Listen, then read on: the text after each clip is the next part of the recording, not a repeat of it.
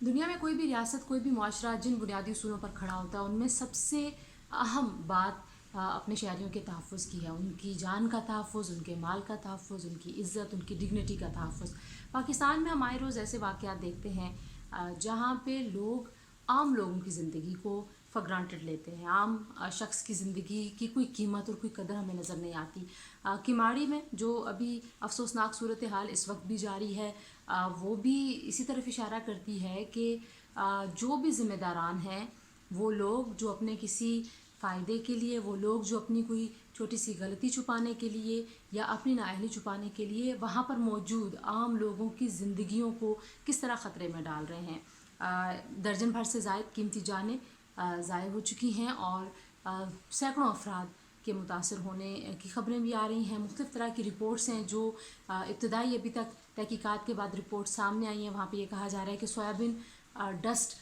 جو ہے اس کے ذرات پائے گئے ان لوگوں میں جو جہاں بھاگ ہوئے ہیں۔ اسی طریقے سے بہت سارے لوگ یہ بھی کہہ رہے ہیں کہ وہاں پہ کچھ اسپرے کیا گیا تھا اور یہ جو سویابین تھا یہ شاید ایکسپائرڈ تھا یا اچھی حالت میں نہیں تھا اور اس کو محفوظ کرنے کے لیے وہاں پہ اسپرے کیا گیا اور کسی کا مالی فائدہ تھا، کسی ایک فرد کو، کسی ایک کمپنی کو، کسی ایک کمیونٹی کو مالی نقصان سے بچانے کے لیے، بیسیکلی کہ اس کو مالی نقصان نہ پہنچے، وہاں پر عام لوگوں کی زندگی کو خطرے میں ڈال دیا گیا۔ ایک تو ذمہ داروں کا تعین ہونا چاہیے، دوسرا یہ بھی سوچنا چاہیے کہ ہم بالکل چاہے وہ جعلی ادویات کی بات ہو، چاہے وہ ہم جو کنسٹرکشن کرتے ہیں انفراسٹرکچر کی، جس طریقے سے ہم سڑکیں بناتے ہیں، جیسے ہم پل بناتے ہیں، جیسے ہم بلڈنگز بناتے ہیں،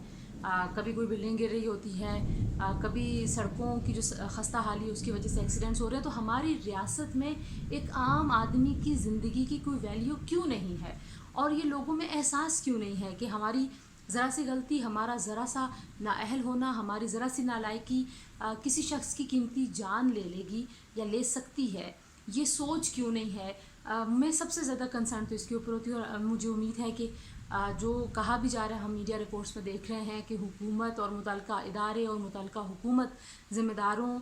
کو نہ صرف یہ کہ ڈھونڈے گی، ان کو سامنے لائے گی، بلکہ ان کو سخت ترین سزا دے گی۔ دوسری جانب کماڑی سے بہت سارے لوگوں کو نقل مکانی کے لیے ہم دیکھ رہے ہیں کہ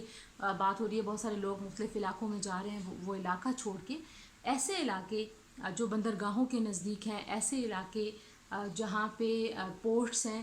وہاں پر تو زیادہ تحفظ دینا چاہیے وہاں کے لوگوں کو۔ تو یہ جو مذاق کیا گیا وہاں کے لوگوں کے ساتھ اور اتنی قیمتی جانیں جس طریقے سے ضائع ہوئی ہیں اور پھر اس کو چھپایا جا رہا تھا، کور اپ کرنے کی کوشش کی جا رہی تھی،